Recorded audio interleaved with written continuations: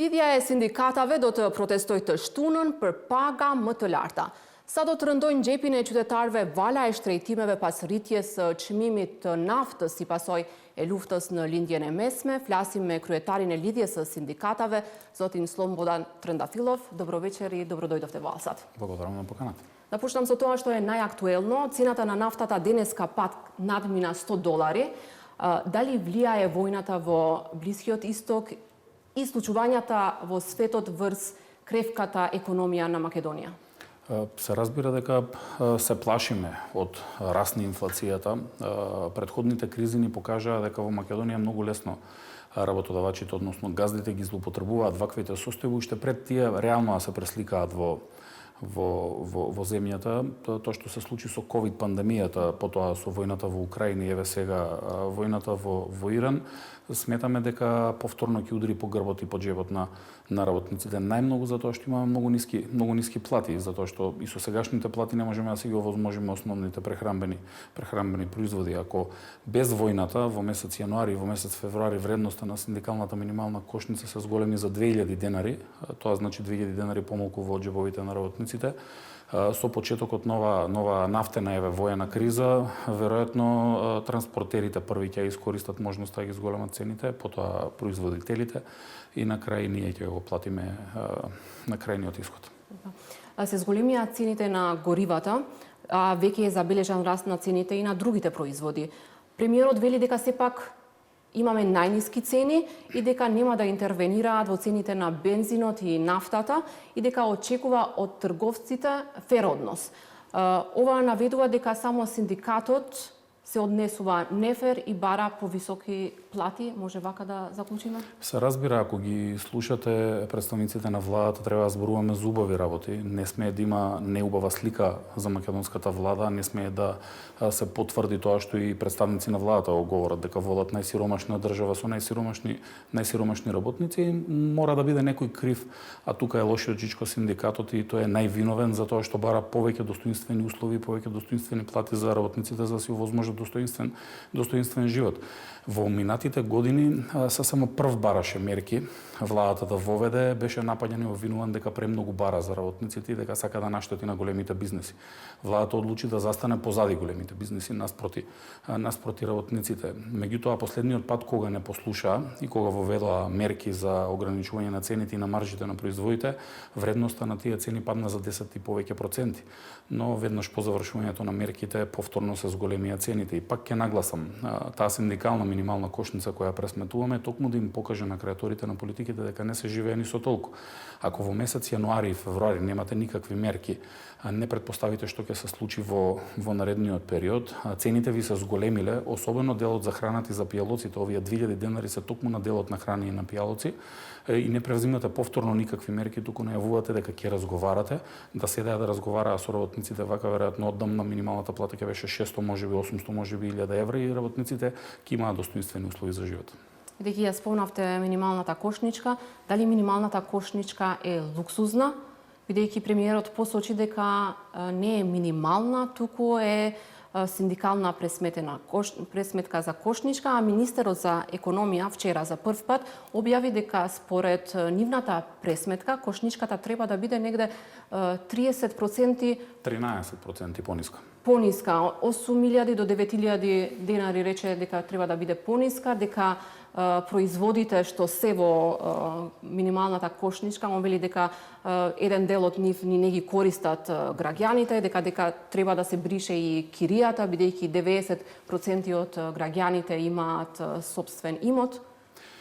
Видете, народот во Македонија има една стара поговорка, таа вели сит на гладен не му верува. На оној кој не му значи дали е 67.000 трошокот за едно 4-члено семејно домаќинство, затоа што има 670.000, карикирам со бројките, нема апсолутно никаков проблем да свати како живеат работниците во Македонија. Меѓутоа, вредноста на синдикалната минимална кошница се само пресметува за прв пат во 2011 година. Таа била основната причина за донесување на законот за минимална плата и покажала на тогашните креатори на политики дека навистина македонските работници тонат во сиромаштија.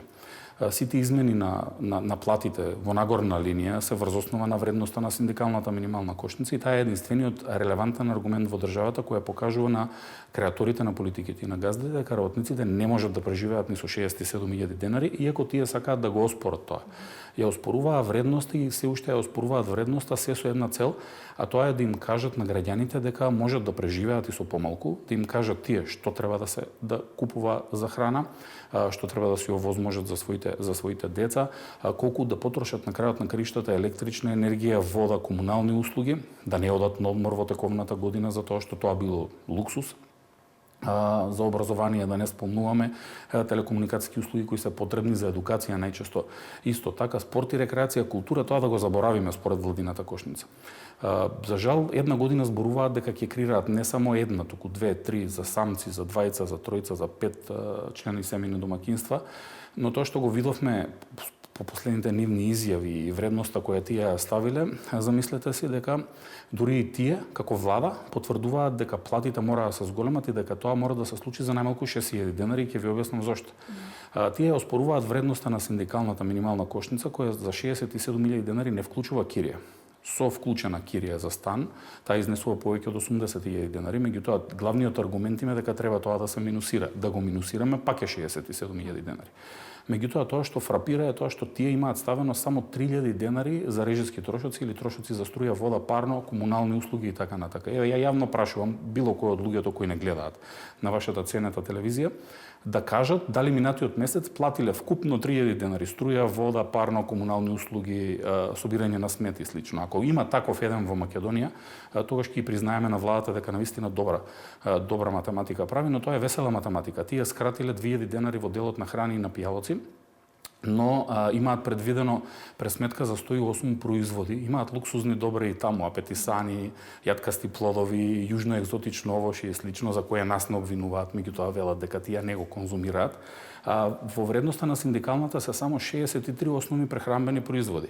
Или како статистичка операција, ако појаснам, во текот на денот некој 5 грама кашкавал да искористи едно семејно домаќинство, 10 грама шунка, половина леб за цело семејство и слично. Во пресметката тоа е ставено во вредноста на синдикалната минимална кошница, но тие сметат дека и тоа треба да го намалиме за 13%, затоа што пак тие прерачунале, веројатно добри нутриционисти имаат, се хранат здраво, веројатно, она што работниците не можат да си го дозволат, гледајќи го владиното бифе и владината менза, манго, папаја, беби биф, некои екзотични други производи.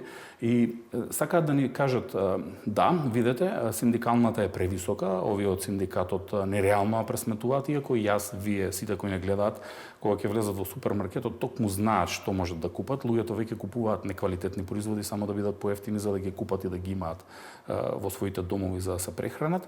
И сакаат да ни кажат дека и тоа треба да го намалиме за 13%. Со други зборови, во тековниот месец ние да јадеме 13% според нивната математика, тоа што ќе го купиме, да го купиме за 13% помалку, например 13% помалку облека, 13% помалку храна, од се по 13% помалку.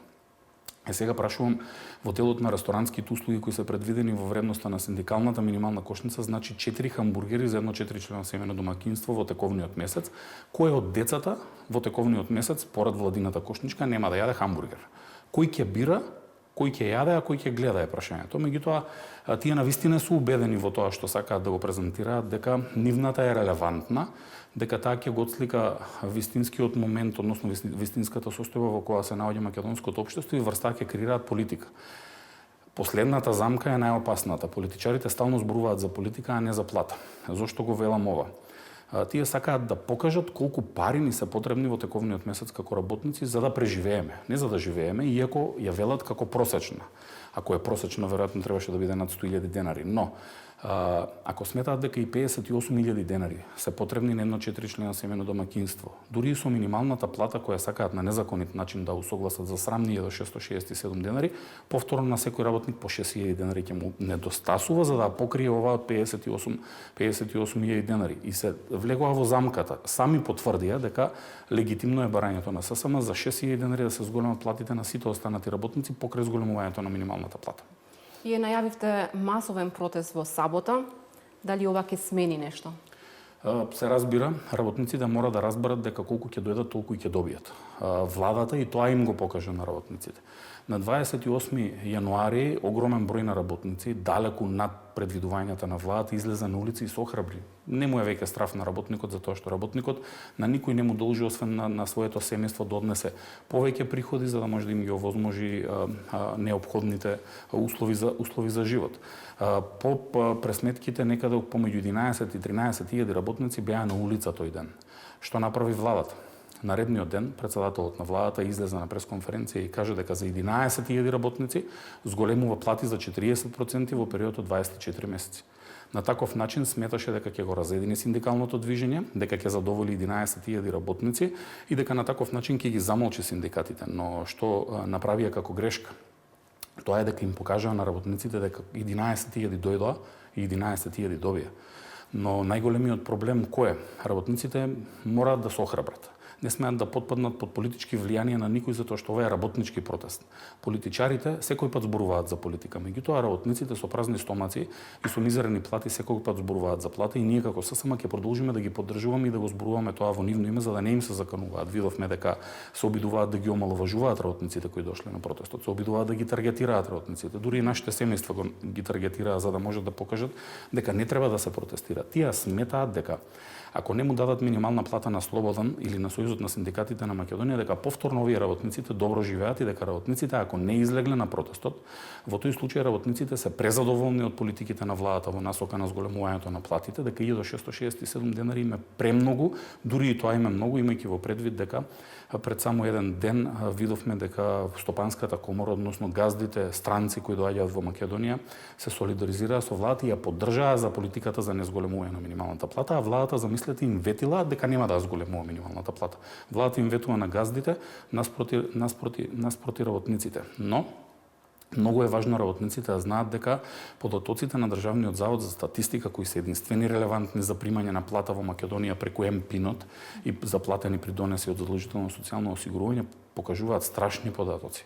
160.000 работници според управата за јавни приходи имаат приходи под 30.000 денари. Ги обезбедивме како такви согласно Законот за слободен пристап на информации и тоа значи дека од 510.000 работници во Македонија кои примаат плата преку МПИНот во месец декември минатата година, 160.000 од нив имаат плата под 30.000 денари или под прагот на сиромаштијата кој изнесува 31.200.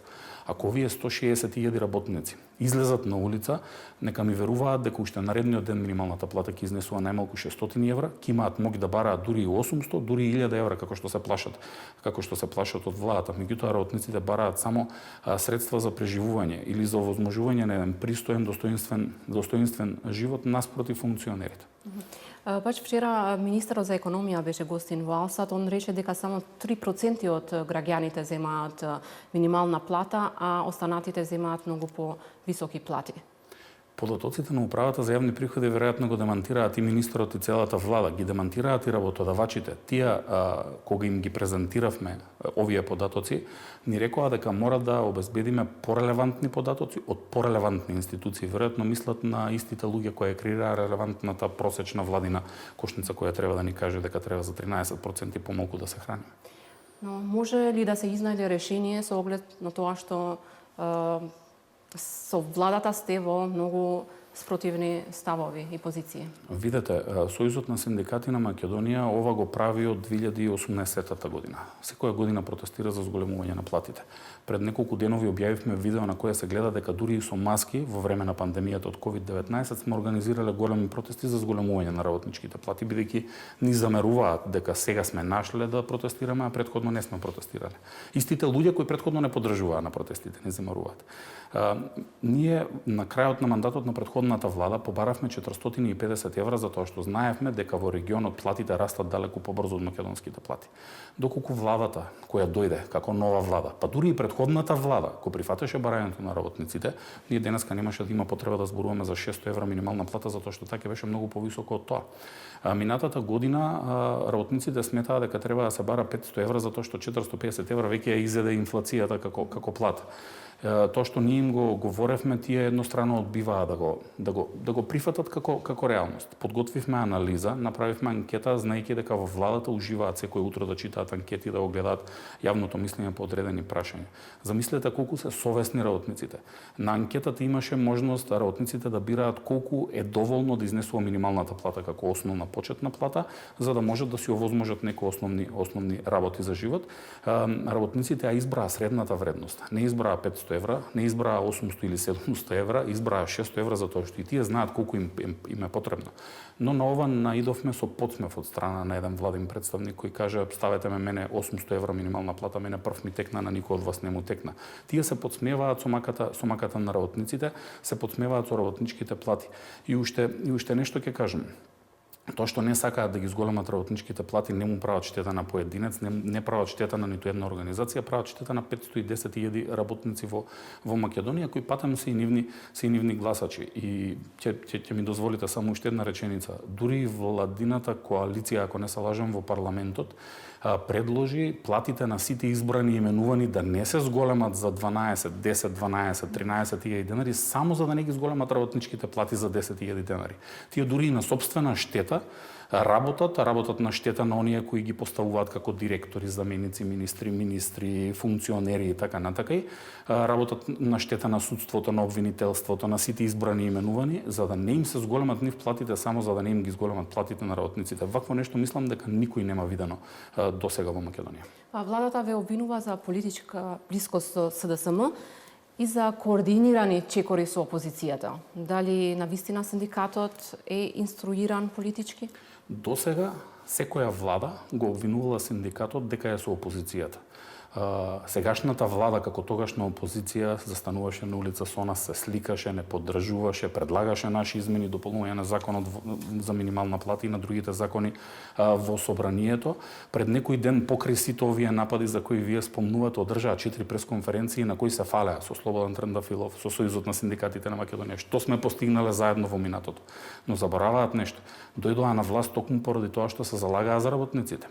Денеска се против работниците. Сегашната опозиција, која сака да исто искористи можноста како тогашната опозиција да ги поддржи работниците, во тој период исто така се соочуваше со гневот на работниците. Работниците протестираа, штрекуваа, ние бевме на улици и ниту еден друг синдикат.